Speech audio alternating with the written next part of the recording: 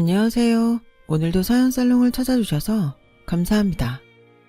이혼 경험이 있고 지금은 재혼을 앞둔 40대 여자입니다. 옛말에 여자 팔자는 뒤흉박 팔자다 라는 말이 있잖아요. 요즘은 능력 있는 여자들이 많아서 그런 말은 정말이지 옛말이 된 것 같은데, 아이러니하게도 여자들끼리 있으면 그 말이 아주 틀린 말은 아닌 것 같아요. 실제로 얼마 전 모처럼 친구들과 모이는 자리가 있어 신나서 참석한 적이 있었는데, 어느덧 대화의 중심이 자연스럽게 남편의 직업과 수입, 아이들의 성적과 대학 이야기가 되더라고요. 다른 친구들이니 다른 친구들의 남편은 어떤지, 아이들은 어떤지 궁금할 수도 있는데, 저는 어쩐지 친구들이 서로 누가 더 잘 사는지 경쟁하는 것처럼 느껴져 그 자리가 마냥 즐겁지는 않았네요. 그렇다 보니 함께 있던 친구들 중에는 제가 이혼했던 것 때문에 주눅이 들어 그런가 하고 생각할 수도 있고, 또 제가 자신들에 비해 내세울 것이 없어 그렇다고 생각할 수도 있는데, 사실 저는 그게 다 부질없는 걸 먼저 경험했기에 솔직히 친구들이 안타까웠어요.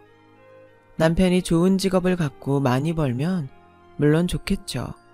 하지만 그것이 자신의 급을 나누는 기준이 된다는 건 역시 지금 생각해도 뭔가 잘못된 생각인 것 같아요. 하지만 저도 한때는 시집을 잘 가면 행복한 인생이 되지 않을까 생각했던 사람이었는데, 그때 아주 호되게 당하고 정신을 차린 케이스라 부끄럽지만 저의 이야기를 들려드릴까 합니다. 툭 까놓고 저는 결혼 전 뭐 하나 내세울 것이 없는 그런 사람이었어요. 고등학교 때 아버지가 돌아가시면서 집안 형편이 어려워졌고, 20살이 되고 취직을 하면서 실질적인 가장이 되다 보니 남들은 청춘이다, 꿈이다 열을 올릴 때 저는 돈에 목을 메고 살았어요. 많지 않은 월급에 엄마와 2살 아래 남동생을 책임져야 했거든요. 그래서 늘 통장에 돈이 없으면 불안했고, 적금은 행복하기 위해서가 아니라 불행해지지 않으려고 필사적으로 들었어요. 그렇게 살다 보니 남은 건 억척스러움 뿐이었는데, 인생이 아주 비극은 없다고, 그런 인생이지만 가끔은 우는 날도 있었어요. 그리고 환경의 영향이지만 생활력 강하다는 칭찬을 자주 들었어요. 그게 제 인생의 득이자 독이 되었죠. 남편을 만난 건 30살이 되던 해였어요. 직장 선배의 아는 지인이었죠. 남편은 첫 인상부터 뭔가 달랐어요. 지적인 이미지에 말도 센스 있게 잘해서 그냥 보고만 있어도 홀린 듯 했으니까요. 한마디로 제가 남편한테 홀딱 반한 거예요. 그렇다고 먼저 말을 걸 용기는 없었는데, 우연인지 필연인지 남편과 저는 사는 동네가 꽤 가깝더라고요. 그래서 돌아가는 길에 몇 마디 나눌 기회가 있었고, 몇 번 출근길과 퇴근길에 마주치다 남편이 먼저 이것도 인연인데 동네 친구, 술 친구 하자고 해서 그때부터 본격적으로 남편과 가까이 지내게 되었어요. 그리고 처음으로 단 둘이 술을 마시기로 한 날, 남편은 조금 취한 얼굴로 저에게 이런 말을 했었는데요. 사실 그 말이 저한테는 꽤 쇼킹했어요. 선주 씨는 꿈이 뭐였어요? 꿈이요? 글쎄요. 뭔가 되고 싶은 게 있었던 것 같기는 한데 집이 어려워서 그런 걸 생각할 겨를이 없었어요. 그저 저희 가족이 힘들지 않길 바랬죠. 그게 제 꿈이었어요. 선주 씨는 정말 착한 사람이네요. 저도 어릴 때 집이 많이 어려웠어요. 그래서 법대에 너무 가고 싶었는데 못 갔어요. 저 공부도 진짜 좀 했거든요. 그래도 집에 돈이 없으니까 엄두를 내지 못했어요. 저희 어머니는 그때 저 법대에 못 보내줘서 평생 한이라고 하는데 현실의 벽에 어쩔 수 없었죠. 근데 저는 30이 넘은 지금도 꿈이 포기가 안 돼요. 저 이상한가요? 아니요, 멋진데요. 아무리 현실의 벽이 부딪혀도 포기하지 않은 거잖아요. 다른 사람들 같았으면 진작에 포기했을 건데. 정말 그렇게 생각해요? 저 선주씨 같은 사람 처음 봐요. 다들 미련 떤다고 청승 맞다고 하는데 저 오늘부터 선주씨 좋아해도 돼요? 처음엔 남편의 그 말이 농담인 줄 알았어요. 물론 저는 남편을 마음에 두고 있었지만 마음을 숨기고 있었기 때문에 내색하진 않았는데 남편의 농담에 가슴이 콩닥콩닥 뛰었더랬죠. 하지만 남편의 말은 농담이 아니었고 그 후로는 어쩐지 저를 대하는 태도가 달라졌는데 그동안 너무 연애를 안 한 탓인지 남편의 그 대우가 너무 좋았어요. 매일매일이 설렐 만큼이요. 그리고 정말 자연스럽게 저와 남편은 연인 사이가 되었고 3년의 연애 끝에 결혼을 약속했는데요.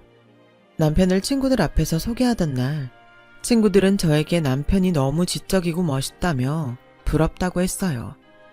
남들에게 부럽다는 말을 처음 들었던 저는 저도 모르게 어깨가 으쓱해졌고 하루라도 빨리 남편과 결혼하고 싶다는 생각이 들었는데 큰 어려움 없이 결혼을 하고 작지만 신혼생활을 나름 즐기고 있을 즈음 남편이 다니던 직장이 힘들다 하더니 결국 부도가 나버렸어요.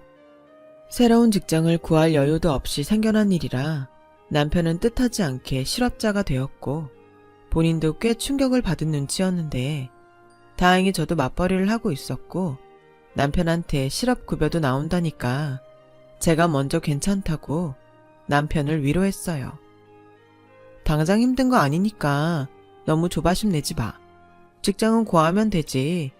자기 똑똑하고 능력 있는 사람이니까 분명 더 좋은 데 갈 수 있을 거야.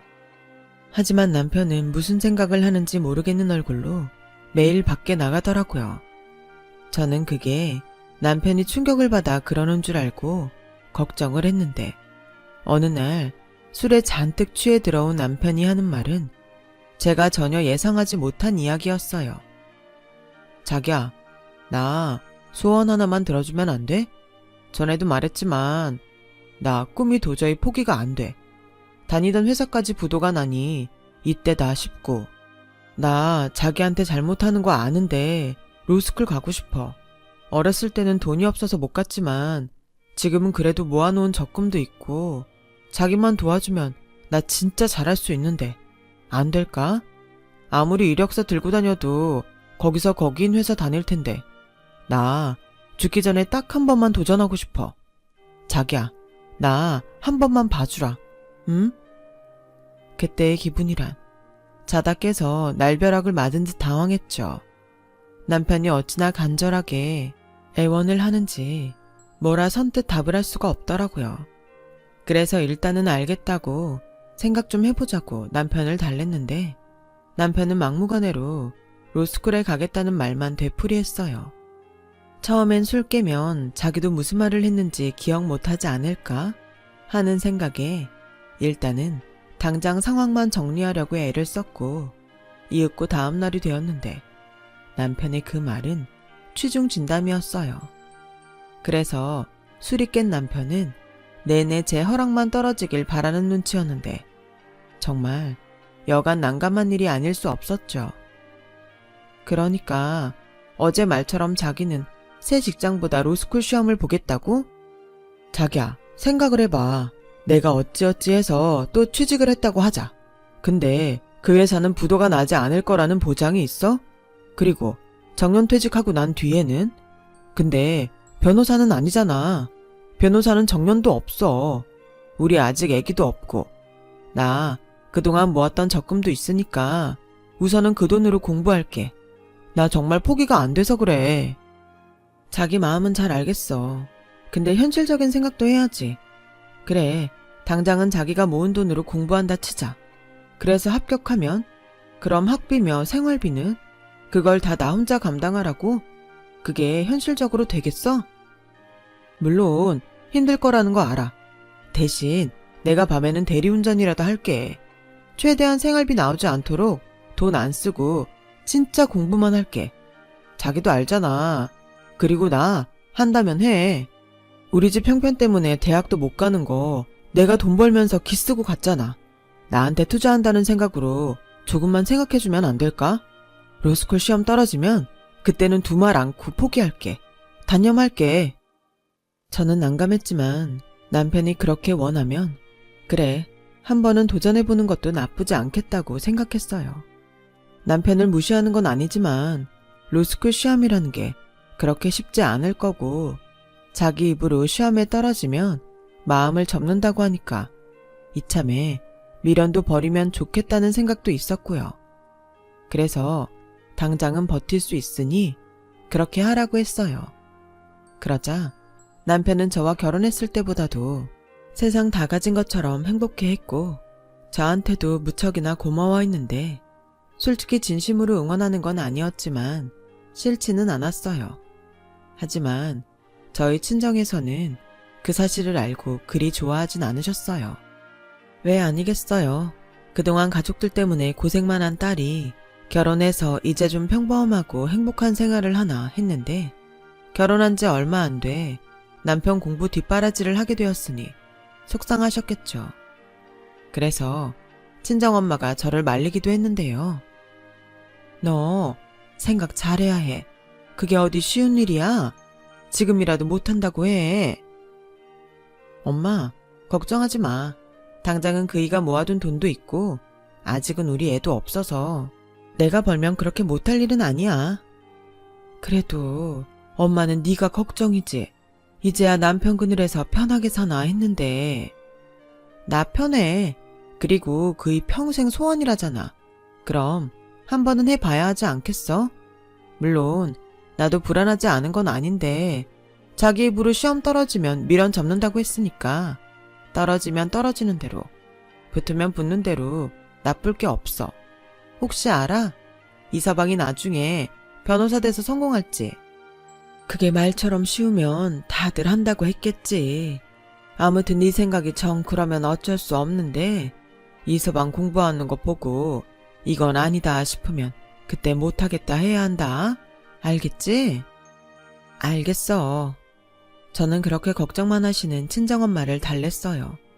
그리고 남편이 공부를 시작했다는 사실을 안 시어머니는 저희 엄마와는 정반대의 반응을 보이셨는데 한 번은 반찬을 이것저것 잔뜩 만들어서 찾아오셨는데 눈물까지 그렁그렁 하셔서는 저에게 이렇게 말씀하셨어요. 얘, 내가 너한테 얼마나 고마운지 모른다. 이런 말 해봤자 뭐하나 싶지만 네 남편이 어릴 때 그렇게 공부를 잘했어. 형편 좋은 집에 태어났으면 벌써 판검사, 변호사 다 했을 거다.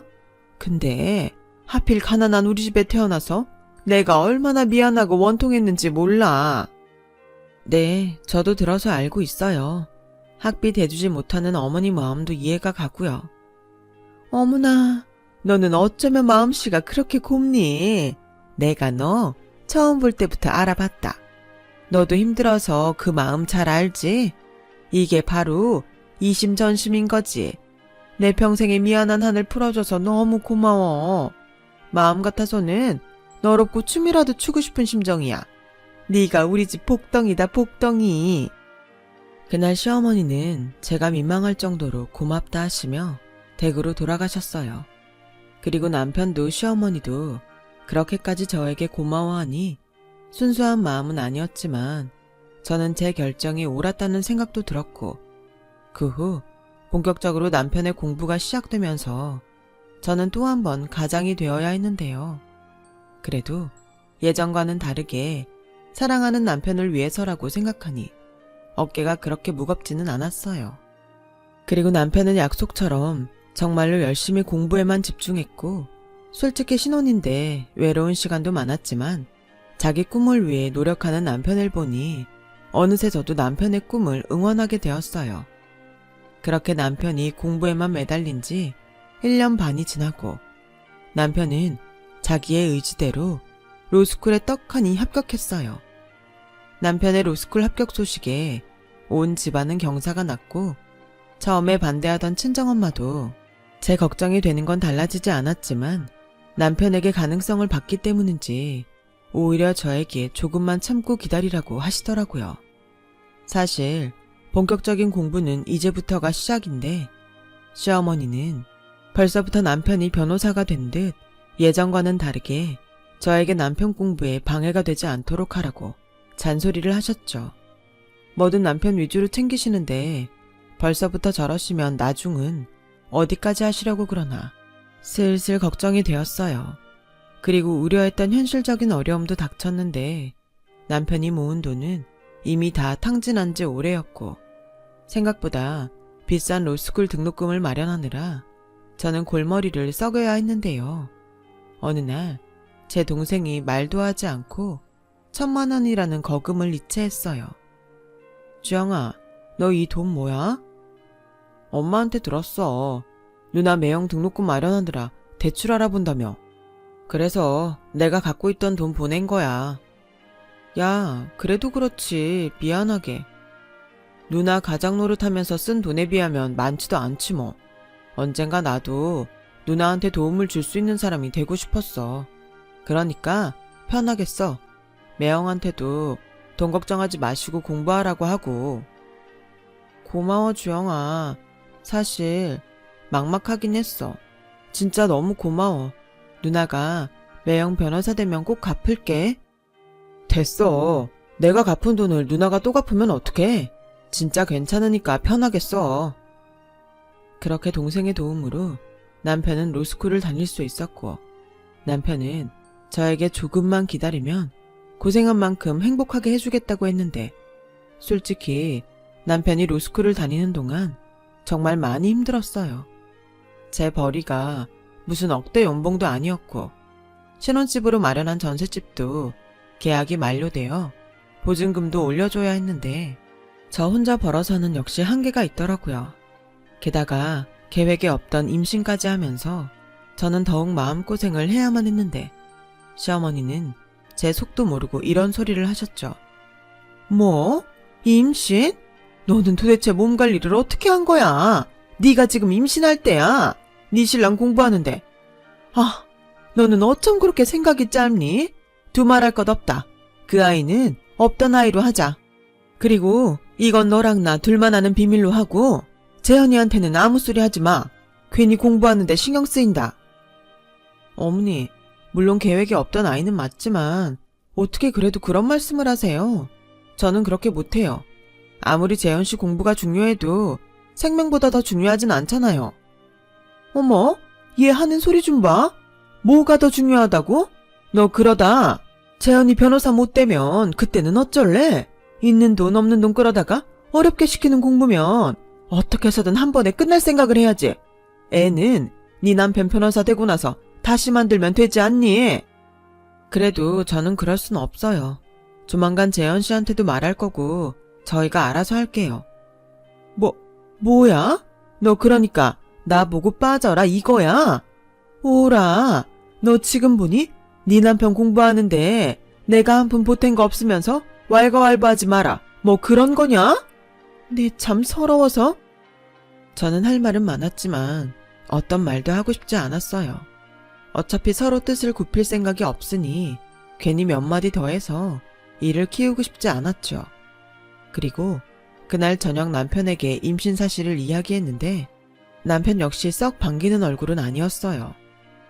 자기 그동안 피임약 안 먹었어? 약이 독해서 안 먹은 지 꽤 됐어. 아니 그러면 말을 했어야지. 이제 어쩔 거야? 그 애 낳을 거야? 무슨 말이 그래. 낳을 거야. 당연히 낳아야지. 자기 어머니는 자기 공부 방해되니까 지우라고 하시는데 나는 그렇게 못해. 우리 엄마야. 우리 걱정되니까 그러셨겠지. 당신이 도와줄 수 있는 게 없으니까.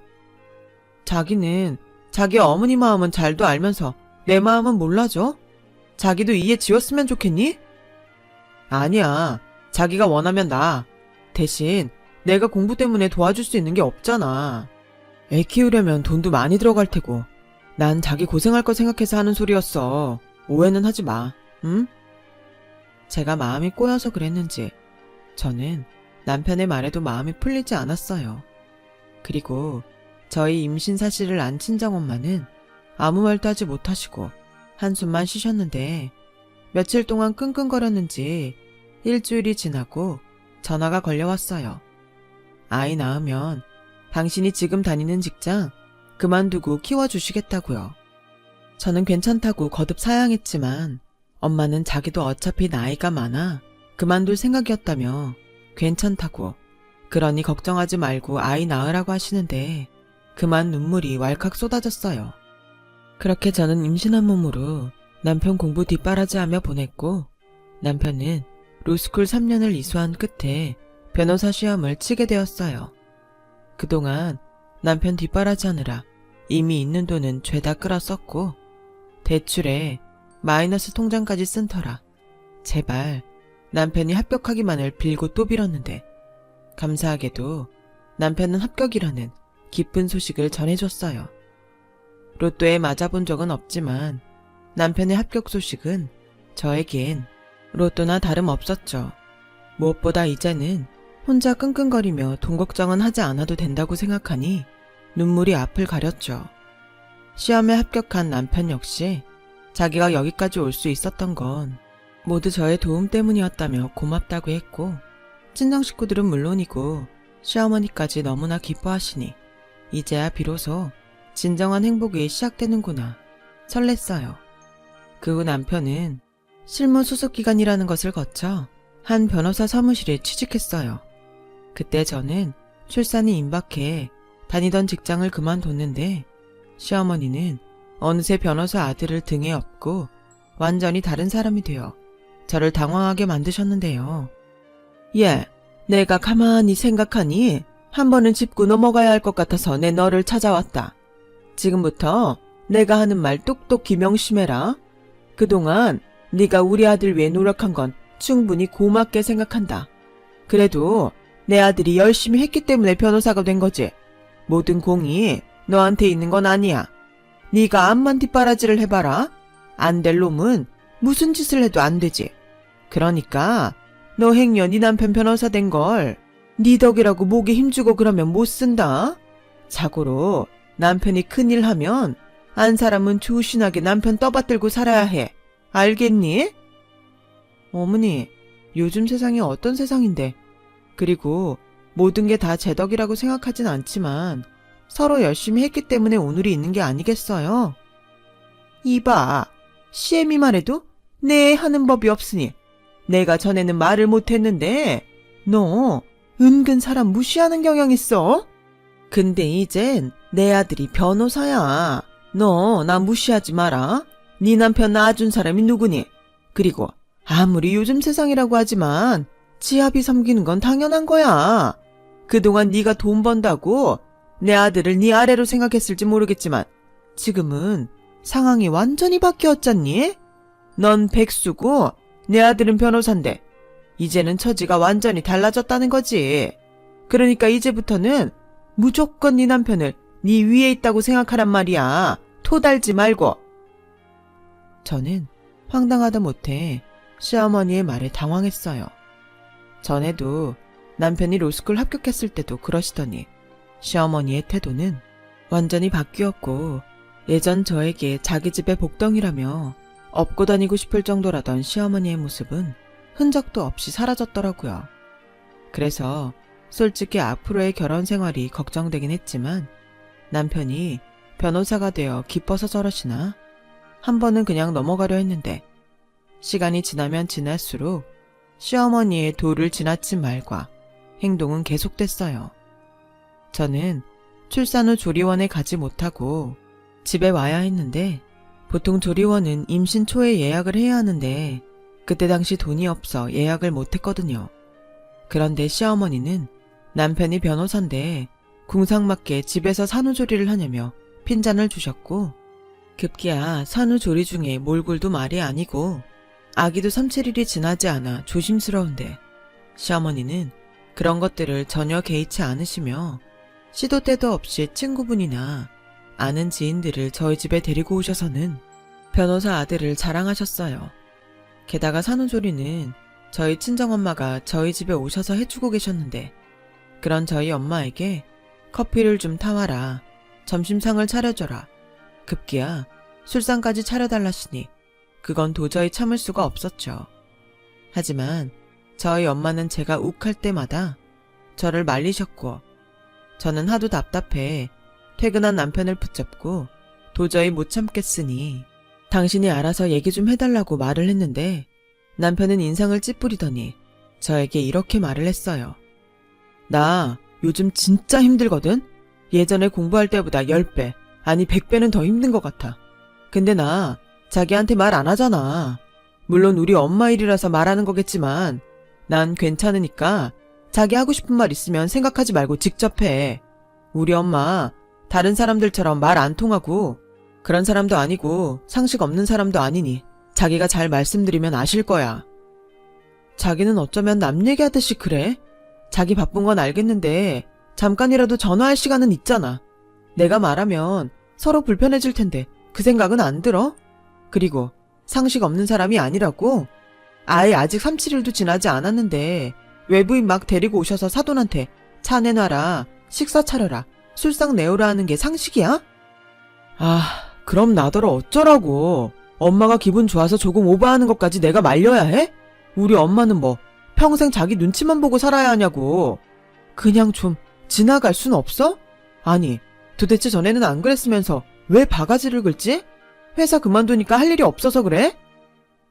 저는 한심하다는 듯 저를 쳐다보며 이야기하는 남편에게 실망했어요. 시어머니만 변했다고 생각했는데 남편도 변했더라고요. 물론 자기 부모 욕하는 소리 좋게만 들을 수 없겠지만 그래도 산후조리로 고생하는 저를 위해 그 정도도 해줄 수 없는 건가? 저는 서럽기까지 했어요. 그래서 다음날 여지없이 친구들을 데리고 온 시어머니에게 대놓고 조심해달라 말씀을 드렸고 시어머니는 친구들 앞에서 망신을 당했다고 생각했는지 얼굴이 시뻘겋게 되어서는 저에게 손가락질까지 하시며 화를 내셨는데요. 속상하게 그 모습을 저희 엄마가 모두 보셨어요. 아니, 너는 며느리가 돼서 시애미 기분 맞춰주는 게 그렇게 어렵냐? 막말로 네 남편 이제 개인 사무실 차리면 그 덕은 너 혼자 볼 텐데 이것도 못 참아. 그리고 내가 변호사 아들 줬음. 알아서 나한테 용돈이건 선물이건 척척하고 그래야지. 이건 뭐 입을 싹 닦으니? 내가 말을 안 해서 그렇지 얼마나 창피한 줄 알아? 어머니, 입을 닦다뇨. 저희 형편 뻔히 알면서. 그 일 이제 막 변호사 돼서 돈벌이 하는 건데 저희가 그럴 여유가 어딨어요. 저 욕심 많은 여우 같은 것. 너 아직도 네 덕에 내 아들이 변호사 됐다고 생각하지? 웃기지 마. 내 아들이 똑똑해서 내 아들이 잘나서 그런 거야. 사돈, 가만히 듣자 하니 저도 못 참겠네요. 저희 애가 참다 오죽하면 그런 말씀을 드렸겠어요. 그리고 아들 가지고 장사하시는 것도 아닌데 뭘 그렇게 바라세요. 이 서방이 아무리 똑똑해도 저희 딸이 뒷바라지 못했음. 그 변호사 간판도 없는 겁니다. 뭐예요? 그 엄마의 그 딸이라고 하더니 아주 모녀가 쌍으로 어이없네. 내가 오늘 이 치욕은 잊지 않을 테니 그리 알아요. 너 두고 봐라. 이 시엠이 무서운 줄 모르고 입 놀린 거 내가 후회하게 해주마. 시어머니는 그렇게 한껏 악담을 던지고 씩씩거리며 돌아가셨어요. 그리고 몇 시간 후 시어머니가 남편에게 전화를 했는지 바빠서 전화할 시간도 없다던 남편이 전화를 했더라고요. 그리고는 한다는 소리가 저랑 저희 엄마가 편을 먹고 자기 어머니를 망신 줬냐며 너무하다고 화를 내는데 아무리 팔은 안으로 굽는다고 하지만 내용도 모르면서 저에게만 뭐라 하니 저도 마음이 상할 대로 상해 남편과 냉전의 시간을 갖게 됐어요. 그러는 중 가장 친한 친구가 공짜 레스토랑 이용권이 생겼다며 저만 괜찮으면 같이 식사를 하자고 했고 이제 3, 7일도 지났으니 친정엄마가 아기는 당신이 볼 테니 나가서 기분 전환이라도 하고 오라고 해서 모처럼 밖에 나갔는데 저는 그곳에서 제 눈을 의심할 수밖에 없었어요. 저희 남편이 어떤 제 나이 또래의 여자와 단둘이 하하호호하며 식사를 하고 있었거든요. 저는 남편이 바람이라도 났나 싶어 대번에 남편 앞으로 다가갔고 당황한 남편은 말까지 더듬으며 저에게 말을 했는데 변호사 된 지 얼마나 됐다고 이러나 싶어 헛웃음까지 나왔어요. 자기야, 여기는 어떻게 우선 오해하지 말고 나랑 얘기 좀 하자. 남편은 저보다는 같이 있던 여자의 눈치를 보며 저를 구석진 곳으로 끌고 갔고 한다는 말이 몇 달 전 이혼 때문에 자신에게 변호를 의뢰한 의뢰인인데 그때 자기를 좋게 봐서 사무실을 내준다고 제의를 해서 그 이야기를 하는 자리라고 했어요. 지금 그 말을 나더러 믿으라고? 정말이야. 내가 자기 두고 설마 딴짓을 하겠어? 저 여자 당신보다 나이도 많고 애도 중학생이래. 나도 눈이 있지. 그리고 저 여자 여기저기 투자하는 데 많아. 사무실도 그 중에 하나일 뿐이야. 하지만 나한테는 기회잖아. 저는 슬슬 말을 이어가는 남편을 보고 어리석게도 긴가민가 했어요. 남편 말이 정말이라면 좋은 기회는 맞는 것 같은데 변호사 된 지 얼마나 됐다고 벌써 저런 제의가 올까 의문도 들었죠. 하지만 이 사실을 안 시어머니는 능력도 없는 게 시기 질투만 많다며 또 한 소리를 하셨는데 지난번 일로 저에게 감정이 좋지 않은 시어머니는 급기야 저에게 하지 말아야 할 소리까지 하셨어요. 내 아들이 너를 만나기 전에 변호사였다면 너같이 수준 차이 나는 여자를 쳐다나 봤겠니? 고절 주제 그냥 엎어져서 고맙습니다 하고 살아도 시원찮을 마당에 난 내 아들이 지금이라도 능력 있고 수준 맞는 여자랑 살았으면 좋겠다. 그게 내 솔직한 심정이야. 어머니, 어떻게 그런 소리를 제 앞에서 하세요? 전에는 남편 뒷바라지해줘서 고맙다면서요. 어떻게 사람이 이렇게 바뀌어요? 너야말로 온순한 줄 알았더니 아주 애가 못쓰겠구나. 난 조강지처고 핏줄이고 그런 거 없어. 내 아들이 이혼한다고 하면 그래 어서 해라. 쌍수 들고 환영할 게다. 저는 이쯤이면 시어머니도 제정신이 아니라고 생각했어요. 아무리 어려도 당신 손주가 저렇게 있는데 그런 막말을 하다니 상종하고 싶지 않더라고요. 그리고 남편의 말이 가짜인지 진짜인지 당장은 알 수 없어 두고 보려고 했는데 남편은 그 뒤로 아주 대놓고 밤늦게도 통화를 했고 주말에도 그 여자를 만나러 나갔는데 저와 아이는 완전히 뒷전이었어요. 변호사만 되면 행복하게 해주겠다고 그렇게 약속을 하더니 역시 사람은 화장실 들어갈 때와 나올 때 마음은 다른 건가? 지난 저의 고생이 아깝게만 느껴지더라고요. 이럴 줄 알았다면 뒷바라지 못한다고 버틸걸. 후회도 됐어요. 아무튼 그 뒤로 남편은 자기 이름으로 사무실을 낸다며 아주 들떠 있었고 아무리 생각해도 경력이 별로 없는데 바로 사무실을 내는 건 좀 위험한 것 같아 남편을 말려보려 했는데 남편은 아무것도 모르면서 나서지 말라고 저를 무시하더군요. 어차피 그 여자가 모든 돈을 투자하기로 했으니 더는 제 도움이 필요 없다는 거였죠. 상황이 이렇게 되니 저는 슬슬 불안했어요. 이러다 아직 아이도 어리고 남편 뒷바라지하느라 모아놓은 재산도 없는데 남편한테 버림받을까 무섭더라고요. 그래서 애써 설마 그러겠어? 하는 마음으로 불안을 떨쳐내려고 했는데 그러면 그럴수록 저를 덮쳐오던 불길한 예감은 현실이 되고 말았어요. 남편과 또 시어머니와 틀어진 이후로 6개월 정도가 지났는데 어느덧 남편이 사무실 인테리어가 끝나 개업을 한다고 하더라고요. 그래서 당연히 저도 그 날짜에 맞춰 음식도 마련하고 손님들 맞이할 준비를 해야겠다고 생각했는데 남편이 저에게 오지 않아도 된다고 하더라고요. 뭐? 나보고 오지 말라고? 오지 말라는 게 아니라 애도 아직 어리니까 자기는 집에 있는 게 좋겠다고. 어차피 요란스럽게 할 생각도 없으니까. 그 말이 그 말이잖아. 그럼 어머니도 안 가셔? 아니, 엄마는 오는데 그냥 구경 오고 싶으신 거야. 자기도 알잖아. 우리 엄마 나 변호사 된 뒤로 자랑하고 다니는 낙으로 사는 거. 그럼 나도 갈래. 시어머니도 가시는데 아내인 내가 안 가는 게 이상하지. 은지는 엄마한테 부탁하면 돼. 내가 싫다고. 왜 애를 자꾸 장모님한테 맡겨. 그리고 개업하는 날 관계자들 많이 오는데 자기가 거기에 왜 끼려고 들어. 자기가 급이 맞아? 뭐라고? 급? 자기 말이 좀 그렇다. 실컷 내 도움으로 변호사 되더니 이제는 급이 안 맞는다고? 에휴, 내가 너 또 그 소리 안 하나 했다. 그래, 아주 대단히 고마워. 근데 사골도 아니고 그만 우려 먹어라. 솔직히 너도 나 잘 되면 호강할 마음으로 투자한 거잖아. 그럼 벌어다 주는 돈이나 받으면서 고맙다 하면 되지. 왜 자꾸 사람을 건드려? 남편은 그렇게 말하고 휙 나가버렸어요. 그 말을 듣는데 저도 많이 놀랐는지 손이 바들바들 떨렸고 심장까지 떨리는 게 진정이 되지도 않았고 저는 하도 오지 말라고 하니 거꾸로 오기가 생겨서 남편의 사무실 개업식 날 남편 몰래 사무실을 찾아갔어요.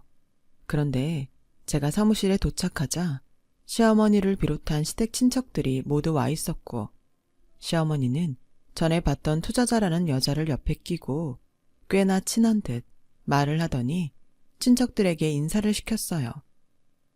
여기 우리 며느리 멀리서 올라오느라 힘들었죠, 형님? 아니, 뭐가 힘들어. 우리 변호사 조카 보러 오는데 드디어 우리 집도 재현이 덕에 사자 집안이 되는 건가? 그렇다니까요, 형님. 우리 며느리 덕에 이렇게 번듯한 사무실까지 있으니 이제 돈 버는 일만 남았죠. 동서는 좋겠어. 동서는 무슨 복이 많아서 그래? 아, 본처랑은 이혼 잘했고. 그럼요. 지가 뭐라도 되는 줄 알고 하도 설쳐서 단칼에 내쫓았죠.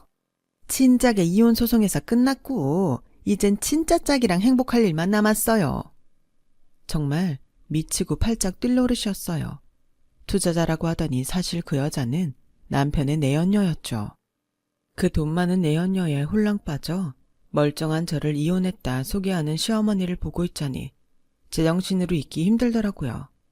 그래서 저는 오늘 여기 완전히 뒤집어버린다는 생각으로 사무실 앞에 놓여있는 화분이며 화환을 부수기 시작했어요. 그대로 사무실 안까지 쳐들어갔는데 남편과 시어머니가 마치 귀신을 본 듯 혼이 쏙 나갔지 뭐예요. 하지만 그들은 익숙하게 보는 시선들을 의식하며 거짓말을 하기 시작했어요. 자기야, 아니, 너는 여기가 어디라고 와서 행패야? 우리 끝난 거 잊었어? 그래, 끝났으면 인정을 하고 지 살 길 찾아야지. 어디서 내 아들 앞길을 막아? 참나, 아주 쌍으로 미쳤네. 뭐가 어쩌고 어째? 그래, 내가 이참에 정말로 이혼해 줄 테니까 그동안 니놈 뒷바라지한 내 돈 내놔. 아니, 네 소원대로 변호사 되게 해줬으니까 내 시간과 내 정성까지 더해서 위자료도 내놔. 그럼 나도 미련 없이 이혼해 줄게. 뭐? 이혼 소송이 끝났다고? 내가 당장 가서 등본이라도 떼올까? 그리고 상간녀 너도 그러는 거 아니야. 너도 애 딸린 이혼녀라며? 그럼 가정 있는 남자는 건드리지 말아야지. 이 여자가 미쳤나? 지금 뭐라는 거야? 내가 애 딸린 이혼녀라고? 재현씨, 이 여자가 지금 무슨 소리 하는 거예요? 나 진짜 황당하네. 자기야, 정리했어. 저 여자가 현실 인정이 안 돼서 그래. 오죽하면 내 손으로 접근 금지 신청까지 했다니까. 자기, 나 못 믿어? 돌고 자빠졌네. 접근 금지 신청? 내가 계약한 전셋집에서 살고 있으면서 누가 누구한테 접근 금지래. 아씨, 나 도저히 못 참겠네. 야, 이재현, 너는 정말 끝이 없구나. 도대체 언제 사람 될래? 아니다. 네 엄마라는 여자 보니까 넌 사람이 되긴 글렀다. 뭐? 아니, 자기야, 왜 그래? 자기 같은 소리 하네. 너 내가 누군지 알아? 그때였어요. 순식간에 경찰들이 들이닥쳤고 남편의 손엔 수갑이 채워져 있었는데 저는 너무 당황스러워 아무 말도 못하자 그 여자가 저에게 이런 말을 해줬어요. 놀라셨죠? 근데 이렇게 하지 않으면 저 새끼 잡을 수가 없어서요. 사모님 남편 사기꾼이에요. 로스쿨 다닐 때부터 이 여자 저 여자한테 총각이라고 접근해서 돈 뜯어갔고 로스쿨 졸업하고 나서는 변호사 사칭하면서 돈 많은 여자만 골라 사기치고 다녔는데 제 동생이 그 피해자 중 한 명이었어요. 지금은 그 후유증으로 공황장애까지 겪고 있어서 일상생활이 거의 불가능해요. 진짜 이 새끼는 제 손으로 잡고 싶어서 이런 쇼를 하게 됐습니다. 이런 말 주제넘지만 사모님도 얼른 저 새끼랑 정리하세요. 저 새끼랑 엮여서 패가망신한 여자들이 얼마나 많은지 몰라요. 그리고 저 새끼 엄마는요, 저놈보다 더해요. 저놈이 저러는 거 뻔히 알면서 중간에서 돈만 챙겼어요. 사기꾼 아들 팔아 장사한 사람이 바로 저 아줌마예요. 그 여자의 말을 듣고 저는 아찔해서 그 자리에 주저앉고 말았어요. 전에 남편이 이혼 소송을 해줘서 만났다는 것도 다 거짓말이었고 그동안 월급이라고 가져온 돈들이 모두 사기친 돈이라는 것을 알게 됐는데 남편은 그런 주제에 잡혀가면서 저에게 거짓말이라고 속지 말라고 소리쳤고 누가 봐도 거기서 속은 건 저였어요. 경찰은 저 역시 피해자라고 조사를 받으러 오라고 했으니까요. 그리고 경찰서에서 만난 남편은 저에게 매달리고 잘못했다고 자기를 버리지 말아달라고 애원하는데 하는 말이 과간이더군요. 자기야, 너무 미안해. 내가 진짜 미안해. 내가 시험에 떨어지고 잠깐 미쳤었어. 어쩌면 당신 간이 그렇게 큰 사람이었어? 할 짓이 없어 사기를 치니? 게다가 변호사 사칭까지? 왜? 법 공부하니 법이 하나도 안 무서웠어? 죽을 힘을 다해 공부했는데도 떨어진 걸 어떡해. 그래도 나 어떻게든 다시 시험 쳐서 변호사 하려고 했어. 자기랑 우리 애 앞에서 떳떳하려고 했다고. 떳떳? 그 더러운 입으로 우리 애 들먹이지 마.